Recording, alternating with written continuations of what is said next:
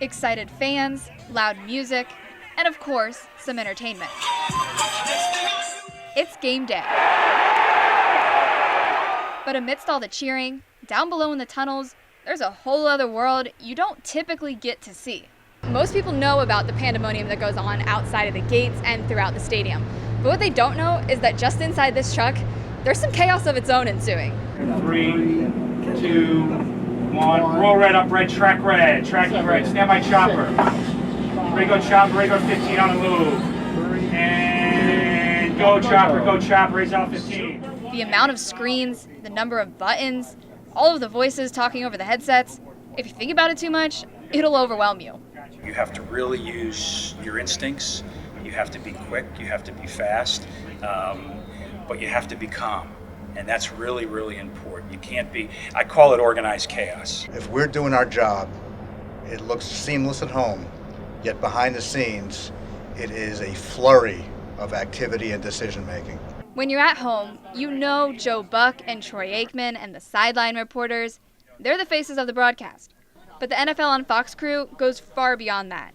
It's the dozens working in the production truck, another few dozen manning the cameras, and the many employees working back in the LA studios. Everybody really knows what they're doing, and we've all been together for such a long time that it really makes my job a lot easier. I think there's a lot to be said for the continuity that our crew has had for all these years. We feel it on game day, and we feel that it's a better product because of the time we spent together.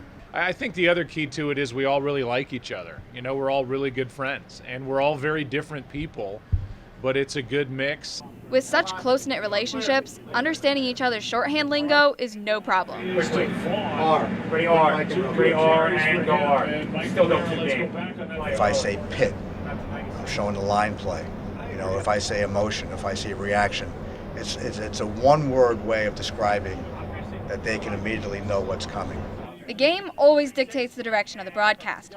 But Bucs fans, you can rest assured knowing there will always be one mainstay in your team's games. Tom Brady is always a focus, whether he's playing well or he's not playing well. You'll also hear a lot of the GOAT's insights through Joe and Troy. I would say of all the players we talked to, he and Aaron Rodgers are the two most open with their information. I think, you know, he's got a lot of respect for Troy, and I assume, you know, the majority of us, and we certainly do for him. Him coming to the NFC is one of the great gifts we've been given at Fox, and I think individually we've been given to get to know him a little bit better. So what's the goal of a broadcast?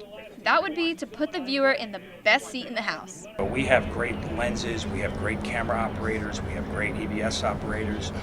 So all those reaction shots, all those real tight reaction shots are really important in our telecast throughout, and I think that's where we separate ourselves. And if you define a successful broadcast based on numbers, the Bucs-Eagles wildcard game would definitely be a success. It had over 30 million viewers, making it Fox's most watched telecast since last year's NFC Championship game. But that's not the only way to define success. If I pick up the paper on a Monday and I'm reading about things that happened in the game that we didn't touch on in some way, talk about, show, then I feel like I didn't do my job. Even though there's no such thing as a perfect broadcast, that's what the NFL on Fox crew is always striving for. And they'll set their sights on that yet again this weekend, up in Green Bay when the Packers host the 49ers in the divisional round. Rachel West, Tampa Bay Times.